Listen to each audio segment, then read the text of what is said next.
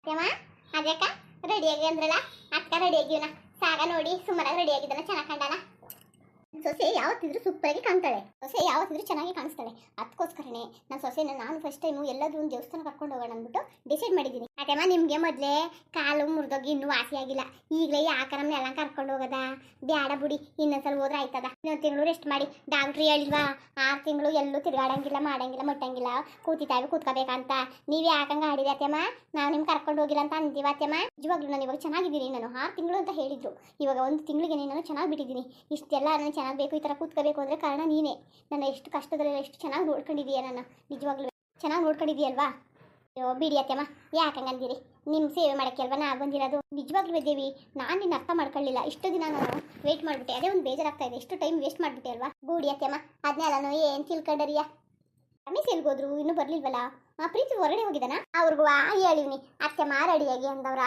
ನಿಮ್ಮ ನನ್ನ ಎಲ್ಲ ನಾಳಿಕ ಅದೇನು ಅಂತ ಹೇಳಿಲ್ಲ ಅಂತ ಹೇಳಿವ್ನಿ ಅಕ್ಕ ಬೇಕು ಅಂದ್ರೆ ನಾನು ಆಮೇಲೆ ಬತ್ತಿನ ಬುಡ ಅಂದ್ಬಿಟ್ಟು ಹೊರಗಡೆ ಹೋಗವ್ರ ನೋಡಿ ಅತ್ತೆಮ್ಮ ಮಗವ ಅಷ್ಟ ತಿಂದ್ವೆ ತೊಡೆ ಮೇಲೆ ಕುಣಿಸ್ಕೊಂಡು ಕುಂತಿದ್ರಲ್ಲ ಕಾಲು ನೋಯ್ಯಲ್ವಾ ನನ್ನ ಮಗಳನ್ನ ನಾನೇ ಕುಡಿಸ್ಕೊಂಡಿರ್ತೀನಿ ಎಷ್ಟು ನಮ್ಮ ಮನೇಲಿ ಚೇಂಜ್ ಇದೆ ಅಂದರೆ ಹೇಳೋಕ್ಕೆ ಆಗಲ್ಲ.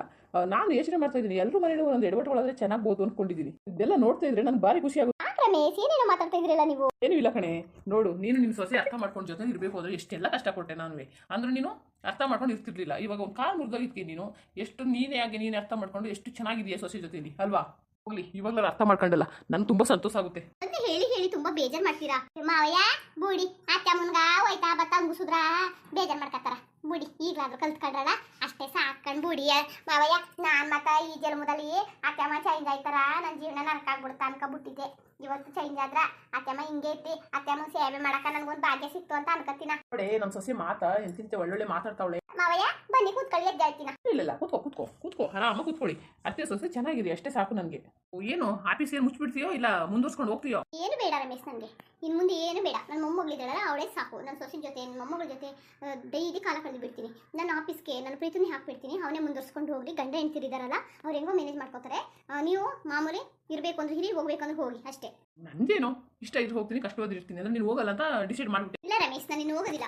ನನ್ನ ಮನೇಲಿ ಇದ್ಬಿಡ್ತೀನಿ. ನನ್ನ ಮೊಮ್ಮಗಳು ಬಿಟ್ಟು ನಾನು ಹೇಗೆ ಹೋಗ್ಲಿ? ನನ್ನ ಮೊಮ್ಮಗಳು ಬಿಟ್ಟು ಯಾರಾದರೂ ಕರ್ಕೊಂಡು ಬಂದರೆ ಹಾಡುಗಳು ಸರಿಯಾಗಿ ನೋಡ್ಕೊಳ್ಳಲ್ಲ. ನನ್ನ ಸೊಸೆ ಅದು ಇದು ಕೆಲಸ ಮಾಡ್ತಾ ಇರ್ತಾಳೆ. ಇಲ್ಲ ಬಿಡಿ ನನ್ನ ಸೊಸೆ ಜೊತೆಗೆ ನಾನು ಇಲ್ಲೇ ಇದ್ಬಿಡಿ. ಅಲ್ಲ ಕಣೆ ಈಗ ಆಲ್ರೆಡಿ ಮನೆ ಕೆಲಸದವ್ರು ತುಂಬ ಜನ ಬರ್ತಿದ್ದಾರೆ. ಅವ್ರನ್ನ ಜೊತೆಗೂ ನೀನು ಮನೇಲಿ ಉಳ್ಕೊಂಡು ಎಲ್ಲರೂ ಮನೇಲಿ ಉಳ್ಕೊಂಡು ಸರಿ ಹೋಗ್ತೇನೆ. ರಮೇಶ್ ಅವರಾದ್ರೂ ಬೇರೆ ಕೆಲಸ ಎಲ್ಲ ಮಾಡ್ಕೋತಾರೆ. ನನ್ನ ಸೊಸೆ ಕೈ ರುಚಿ ನಾನೇ ತಿನ್ನಬೇಕು. ಇಲ್ಲಾಂದ್ರೆ ಬೇರೆ ಕೈ ರುಚಿ ತಿಂದರೆ ನನಗೆ ಇಡ್ಸಲ್ಲ. ಹಾಗಾಗಿ ನನ್ನ ಸೊಸೆ ಅಡುಗೆ ಮಾಡ್ಕೊಂಡು ಇರ್ತಾಳೆ. ನಾನು ನನ್ನ ಪಾಪ ನೋಡ್ಕೊಂಡು ನಾನು ಇರ್ತೀನಿ. ನೀವು ಹಿರಂಗಿದ್ರೆ ಹಿರಿ ಎಲ್ಲರೂ ವಹಿಸಿಬಿಡಿ ಪ್ರೀತಿಗೆ. ಅವ್ನು ನೋಡ್ಕೊಂಡು ಹೋಗ್ಲಿ. ಚೆನ್ನಾಗಿ ನೋಡ್ಕೊಂಡು ಹೋಗ್ತಾನೆ. ಏನು ತೊಂದರೆ ಇಲ್ಲ. ನನ್ನ ಮಗ ತುಂಬ ಚೇಂಜ್ ಆಗಿದ್ದಾನೆ. ಬಾ ಇಂತೆ ಮಾತುಕೋಸ್ಕರ ಎಷ್ಟು ದಿನದ ಕಾಯ್ತಿದೆ ಗೊತ್ತಾ ಸುಷ್ಮಾ? ಅತ್ತೆ ಫೋನ್ ನಂಬರ್ ಕೊಡಿ. ನಾನೇ ಫೋನ್ ಮಾಡಿ ಬನ್ನಿ ಅತ್ತೆ ಅಂತ ಕರಿತೀನಿ. ಸುಷ್ಮಾ ಏನ್ ಹೇಳ್ತಾ ಇದೀನಿ ಸುಷ್ಮಾ? ನೀನು ಇನ್ನೂ ಸಲನು ಅಯ್ಯ ನಿಮ್ಮ ತಾಯಿ ಇದಾರಲ್ಲ ಫೋನ್ ನಂಬರ್ ಕೊಡಿ. ಅವ್ರನ್ನ ಕರೆಸ್ತೀನಿ ಇಲ್ಲೇ ಇರ್ಲಿ ಅಂತ ಹೇಳಿದೆ. ಏನ್ ಸುಷ್ಮಾ ಇಷ್ಟೊಂಥರ ಚೇಂಜ್ ಆಗ್ಬಿಟ್ಟಿದಿ? ಇನ್ನೇನು ರಮೇಶ್ ನಾವು ಒಬ್ಬರನ್ನು ಅರ್ಥ ಮಾಡ್ಕೊಳ್ದೇ ಬದುಕ್ಬಿಟ್ಟು ಅದೇ ಒಂಥರ ಬೇಜಾರಾಗುತ್ತೆ. ಪಾಪ ವಯಸ್ಸಾದವ್ರನ್ನ ಯಾರು ನೋಡ್ಕೋತಾರೆ ಹೇಳು? ನನ್ನ ಸೊಸೆ ಒಳ್ಳೆಯೊಳಗಿರೋದಕ್ಕೆ ನನ್ನ ನೋಡ್ಕೊಂಡ್ಲು. ಇಲ್ಲಾಂದ್ರೆ ಏನು ಮಾಡಬೇಕಿತ್ತು? ಅದಕ್ಕೆ ರಮೇಶ್ ಹೇಳೋದು ಹಳ್ಳಿ ಮಕ್ಕಳನ್ನ ಮದುವೆ ಮಾಡ್ಕೊಬಂದ್ರೆ ಕಷ್ಟ ಸುಖಕ್ಕೆ ಆಗ್ತಾರೆ ಅಂತ. ಇಲ್ಲಾಂದಿದ್ರೆ ನಾನೆಲ್ಲೋ ನಮ್ಮ ಫ್ರೆಂಡ್ ಮಕ್ಕಳನ್ನ ಯಾರಾದರೂ ಮದುವೆ ಮಾಡ್ಕೊಂಡಿದ್ರೆ ಪ್ರೀತಿ ಕರ್ಕೊಂಡು ಹೊಂಟೋಗಿರೋರು. ನನ್ನ ಪರಿಸ್ಥಿತಿ ಏನಾಗೋದು ಹೇಳಿ? ನನ್ನ ಮಗ ಸೊಸೆ ಚೆನ್ನಾಗಿರೋದಕ್ಕೆ ನನ್ನ ನೋಡ್ಕೊಂಡ್ರು. ನಿಜವಾಗ್ಲೂ ಇನ್ನು ಮುಂದೆ ಸುಷ್ಮಾ ಹಂಗಂತಾಳೆ ಹಿಂಗಂತಾಳೆ ಅಂತ ಭಯ ಪಡೋ ವಿಚಾರ ಏನೂ ಇಲ್ಲ. ನೀವು ಹೆಂಗಿರಬೇಕು ನಿಮ್ಮ ನೆಂಟರು ಕರ್ಸಿದ್ರೆ ಕರ್ಸಿ, ಯಾರು ಬರಲಿ ಯಾರಾದರೂ ಹೋಗಲಿ ಏನು ಬೇಜಾರಿಲ್ಲ. ಎಲ್ಲ ಚೆನ್ನಾಗಿರೋಣ ರಮೇಶ್. ನನಗೆ ಭಾರಿ ಖುಷಿ ಆಯ್ತಾ ಇದೆ ಕಣೆ ಸುಷ್ಮಾ. ನಿಜವಾಗ್ಲೂ ಸುಷ್ಮಾ ಎಷ್ಟು ಖುಷಿ ಆಯ್ತಾ ಇದೆ ಗೊತ್ತಾ ಸುಷ್ಮಾ? ನನ್ನ ಹೆಂಡತಿ ಹಿಂಗೆ ಚೇಂಜ್ ಆಗ್ಬಿಟ್ಲಾ ನನ್ನ ಸುಷ್ಮಾ ಅಂತ ಭಾರಿ ಬೇಜಾರಾಗ್ತದೆ. ಈ ಬದಲಾವಣೆಗೆಲ್ಲ ಕಾರಣ ಯಾರು ಅನ್ಕೊಂಡಿದ್ದೀ? ನನ್ನ ಸೊಸೆ. ಹೌದು ಕಣ್ರಿ ನಿಜವಾಗ್ಲೂ ಹೌದು. ನನ್ನ ಸೊಸೆ ನನ್ನ ಎಷ್ಟು ಚೆನ್ನಾಗಿ ನೋಡ್ಕೊಂಡು ಬಾತ್ರೂಮ್ಗೆ ಹೋಗೋಕ್ಕಾಗಲಿಲ್ಲ, ನನಗೆ ತಿರುಗಾಡೋಕ್ಕಾಗಲಿಲ್ಲ. ಬೆಡ್ ಮೇಲೆ ಮೈಕೊಂಡು ತಿನ್ನೋದು ತಿಂಡಿ ಊಟ ಎಲ್ಲ ಅಲ್ಲೇ ತುಂಬ ಕಷ್ಟಪಟ್ಬಿಟ್ಟೆ 1 ತಿಂಗಳು. ನನ್ನ ಸೊಸೆ ಮಗುವಾಗಿ ನನ್ನ ನೋಡ್ಕೊಂಡಿದ್ದಾಳೆ. ನಾವು ಅವಳ ಋಣ ತೀರಿಸಲೇಬೇಕು. ಕೂಡತ್ತೆಮ್ಮ ನೀವು ಅದನ್ನೇ ಮಾತಾಡಬೇಡಿ ಬಿಡಿ. ನೀವು ಏನೋ ನಿಮ್ಗೊಂದು ಸಮಾಧಾನ ಆಯ್ತಲ್ಲ ಅಷ್ಟು ಸಾಕು. ಇನ್ನೇನೋ ಬುದ್ಧಿ ಕಲ್ತ್ಕೊಂಡ್ರಲ್ಲ ಅಷ್ಟು ಸಾಕು. ಇನ್ನೇನು ಬೇಡ. ಅವಯ್ಯ ರಜನಿ ಅದಕ್ಕೆ ಬಂದು ತುಂಬ ದಿನ ಆಯಿತು. ಕರ್ಕೊಂಡು ಬನ್ನಿ. ಆಮೇಲೆ ನಿಮ್ಮ ಊರಿಗೂ ಬರೇಳಿ. ಪಾಪ ವಯಸ್ಸಾದವ್ರು ಇರಲಿ. ಅತ್ತೆಲ್ಲ ಇರ್ತದಲ್ಲ ಮಗ ಇರ್ತದಲ್ಲ. ಸುಮ್ಕಿರಮ್ಮ ರಜನಿ ಬಂದ್ಬೇಕಾದ್ರೆ ಹೋಗ್ಲಿ. ನಮ್ಮವ್ವ ಅವ್ರಿಗೆಲ್ಲರಿಗೂ ಮುದ್ದೆ ಬೇಕು. ತಿಂಡಿ ಮಾಡಿದ್ರೆ ಅವ್ರು ತಿನ್ನೋದಿಲ್ಲ. ಅವ್ರು ಬೇರೆ ಸಪ್ರೇಟಾಗಿ ಮಾಡಬೇಕು. ಪಾಪ ಅವರು ಅನ್ನೇ ತಿನ್ಕೊಂಡು ಹೋಗಿ ಅಂತ ಅವ್ರಿಗೂ ನಾವು ಹೇಳೋಕ್ಕಾಗಲ್ಲ. ಅವ್ರು ಇಷ್ಟ ಬಂದಿದ್ದು ಮಾಡ್ಕೊಡ್ಬೇಕು. ಪಾಪ ಬೇಡ ಬಿಡಮ್ಮ. ನಾನಿಲ್ವಮ್ಮಯ್ಯ ನಾನಿಲ್ವ ನಾನು ಮಾಡ್ಕೊಡ್ತೀನಿ ಬಿಡಿ. ಅಮ್ಮನಿಗೆ ಮುದ್ದೆ ಬೇಕು ತಾನೇ ಮಾಡ್ಕೊಡ್ತೀನಿ. ನಿಮಗೂ ಮುದ್ದೆ ಬೇಕು. ಅತ್ತೆ ಅಮ್ಮನಿಗೆ ಏನೋ ತಿಂಡಿ ಬೇಕು ಮಾಡ್ಕೊಡ್ತೀನಿ ಬಿಡಿ. ನನ್ನ ಮನೇಲಿಲ್ವಾ? ನೀವು ಏನು ತಲೆ ಕೆಡಿಸ್ಕೋಬೇಡಿ. ಕರ್ಕೊಂಡು ಬನ್ನಿ. ಎಲ್ಲರನ್ನು ಕರೀರಿ. ಪಾಪ 4 ದಿನ ಇದ್ಬಿಟ್ಟು ಹೋಯ್ತಾರ ಅಂತ ಹೇಳ್ತೀನಮ್ಮ. ಈಗಲೇ ಫೋನ್ ಮಾಡಿ ಹೇಳ್ತೀನಿ. ಅಮ್ಮ ಬಂದರೆ ಬರಲಿ. ತಿಂಡಿ ಏನು ಮಾಡಿದ್ಯಮ್ಮ? ತಿಂಡಿ ಇರಲಿ, ನಾವೆಲ್ಲ ದೇವಸ್ಥಾನಕ್ಕೆ ಹೋಗಿ ರೆಡಿ ಆಗಿದ್ದೀವಿ, ನೀ ಬರಲ್ವಾ? ನಾನು ಬರ್ದೇನೆ ಇರಕ್ಕದ ಬರ್ತೀನಿ ನಡಿ ಹೋಗ್ಬಿಟ್ಟು ಬರೋಣ. ಅದೇಮ್ಮ ಬನ್ನಿ ಮತ್ತೆ ಎಲ್ಲ ಇಡ್ಲಿನ ಸಾಂಬಾರು ಮಾಡಿವ್ನಾ, ತಿನ್ಕೊಳ್ಳಿ ಬನ್ನಿ. ಆಹಾ ಇಡ್ಲಿ ಸಾಂಬಾರು ಅಂದ್ರೆ ನನಗಂತೂ ಭಾರಿ ಇಷ್ಟ. ಅದ್ರ ಮಧ್ಯೆ ನಾನು ಸೊಸೆ ಮಾಡೋದಂದ್ರೆ ಇನ್ನೂ ಇಷ್ಟ. ರಮೇ ಸೂಪರ್ ಮಾಡ್ತಾಳೆ ನನ್ನ ಸೊಸೆ ಅಡುಗೆನ. ಅಯ್ಯೋ ನಿನ್ ಸೊಸೆ ಅಡಿಗೆ ಹೇಗೆ ತಿಂತೀಯಾ? ಹೋಗು ಆನ್ಲೈನ್ ಆರ್ಡರ್ ಮಾಡ್ಕೋ, ಯಾವ್ಯಾವ ಬೇಕು ತಗೊಂಡು ತಿನ್ಬಿಡು. ನಾನು ಮಾತ್ರ ಏನು ತಿನ್ನಲ್ಲ, ನನ್ನ ಗ್ಯಾಸ್ಟ್ರಿಕ್ ಹೊಟ್ಟೆ ನೋವು ಅದು ಇದು ಎಲ್ಲ ಬರ್ತಾಯಿತ್ತು. ಇವಾಗ ಏನೂ ಇಲ್ಲ, ಆರಾಮಾಗಿದ್ದೀನಿ. ಆರಾಮಾಗಿ ಮನೆಗೆ ಊಟ ತಿನ್ಕೊಂಡು ಆರಾಮಾಗಿರ್ತೀನಿ. ಜಾಸ್ತಿ ವರ್ಷ ಬಾಳ್ಬೇಕು ನಾನು ಇನ್ನ. ಈಗಲಾದ್ರೂ ಅರ್ಥ ಆಯ್ತಲ್ಲ ನಿನ್ಗೆ? ಇನ್ನೂ ರೆಡಿ ಅಂತಾನೆ ಹಾಗೆ ಬಂದು ನಿಂತಿದೆಯಲ್ಲ. ನೀವು ಮೊದಲು ರೆಡಿಯಾಗಿ ನಾನಿರ್ಲಿ, ನಾವಿಬ್ರು ರೆಡಿಯಾಗಿ ಕೂತಿದ್ದೀವಿ ಕಣೋ. ತಿಂಡಿ ತಿನ್ಕೊಂಡ್ಬಿಡ್ತೀನಿ ಫಸ್ಟ್, ದೇವಸ್ಥಾನ ಆಮೇಲೆ ತಿಂಡಿ.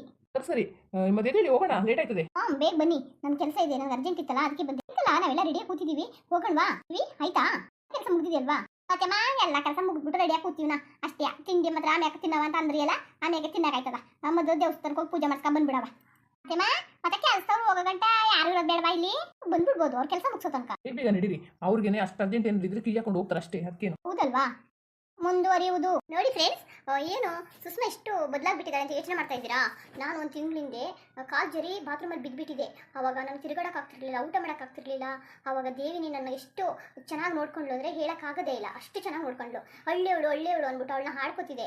ಹೌದು, ಸಿಟಿಯವರಾಗಿದ್ದರೆ ಅವ್ರ ಡ್ಯೂಟಿ ಅವ್ರು ಮಾಡ್ಕೊಂಡು ಹೊಂಟೋಗೋರು, ನನ್ನ ಕೆಲಸಕ್ಕೆ ಒಂದು ಮನೆ ಹಾಳೋ ಏನೋ ಹಾಕ್ಬಿಟ್ಟು ನಾನು ನೋಡ್ಕೊಳಕ್ಕೆ ಹೋಗೋರು. ಇವಳು ಹಾಳಾಗಿ ನನ್ನ ಸೊಸೆನ ಸೇವೆ ಮಾಡಿದ್ದಾಳೆ. ಹೌದು, ನನಗೆ ಎಷ್ಟು ಅರ್ಥ ಆಯಿತು ಗೊತ್ತಾ? ಅವಳನ್ನ ಎಷ್ಟು ಬೊಯ್ದು ಎಷ್ಟು ಹೀಯಾಳಿಸ್ದೆ.